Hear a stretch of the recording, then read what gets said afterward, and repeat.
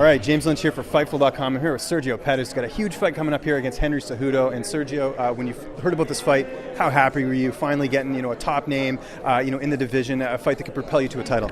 I was supposed to fight this guy back in May, so it is what it is. I'm glad that he made the fight this time, and this Saturday we get to have a good fight. And I've been prepared for him since then. Got some experience. Got a fight with Brandon Moreno. Fought in altitude. Fought 5 rounds.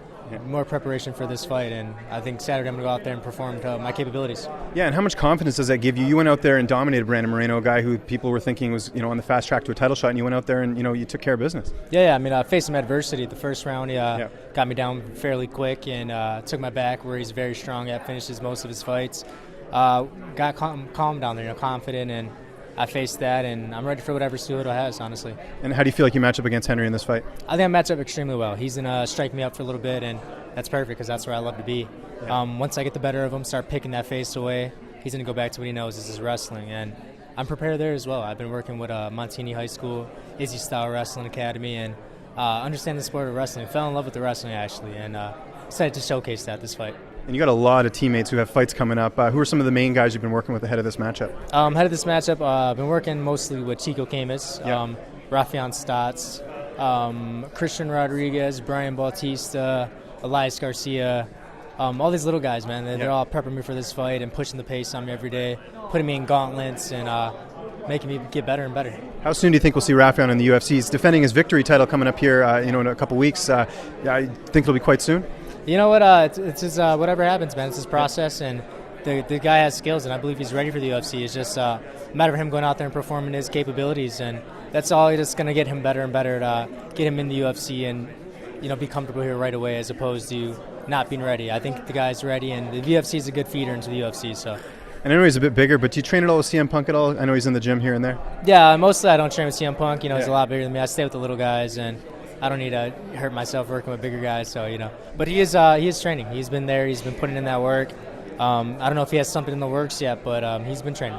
What's his presence like in the room? Because I know he's a personable guy. He's very dedicated to the team. It seems like a lot of guys are happy with him being there. Yeah, he's a great guy, man. I mean, coming from such a different sport, making some great money to come in the UFC and getting punched in the face and getting submitted, and definitely a humbling experience for him. But I think he's embracing it, and it's cool to have him around, man. He's got a good presence, good attitude.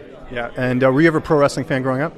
No, honestly, I wasn't. So did you know about him? Like when he came over, did you know who he was or no? Honestly, I didn't know who he was. I just, I heard he was a wrestler. Looked him up a little bit after I heard about him. Oh, okay, that's who he is. But I didn't know who much about him. I mean, I guess some people when they see him, maybe they're a bit starstruck. But I guess for you, it's just like a regular guy. So it's just like, oh, I guess he used to fight in the WWE. So it's not like a big deal. Right? Yeah, it's not like a big deal to me. I just see him as a normal person. Everybody, everyone's a normal person. We all just got different jobs. So I don't feel we're any different from anybody else. I'm from Canada. I got to ask a Canadian question. There's 2 Canadians that were training with you, Ryan James and John Makdessi. Makdessi, did you work with him at all? Yeah, I worked with Makdessi a little bit here and there. He's a little bit bigger than me still, but.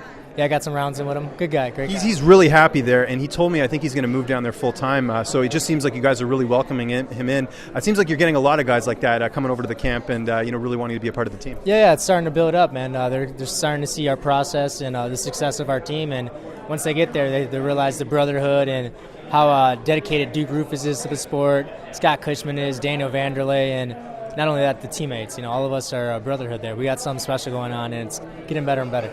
Demetrius Johnson brought your name up next as the next challenger. He's talked about this several times. Do you feel like if you get a win here, especially a finish, that title shot is yours? Yeah. I think either finish, a submission, or a decision, whatever I get, I'm going to get a title shot. But, I know there's possibly a fight between TJ and DJ. So, if they want me to fight again, that's fine. I'm here to work, man. I'm only 24 years old. I love the sport, and I love improving my lifestyle, improving who I am. And every fight I get to do that. So. And you'd be willing to take another fight just to keep busy? Yeah, I mean, if that's what the higher powers want, and that's what the universe wants, I'm more than okay with that. And how was Thanksgiving? Did you get to eat a little bit at all? I know you got the weight cut going on. Did you get to enjoy any turkey? No, you know what? I didn't. I just I'm gonna enjoy Thanksgiving on my Sunday on the way home, but. It's just another tradition. Well, I was going to say it's not that bad because the worst one to miss is Christmas because you usually get a couple dinners there. This was just the one dinner, so.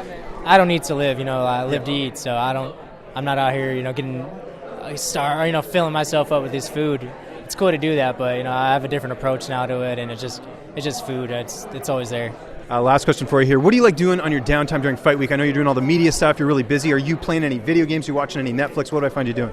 I'm doing a lot of crossword puzzles. Oh, yeah? Really? I like crossword puzzles. How'd you get into that? My mom, actually, at a younger age, I used to do it with her, and it just, it helps me just clear my mind. I'm just doing crossword puzzles, reading books.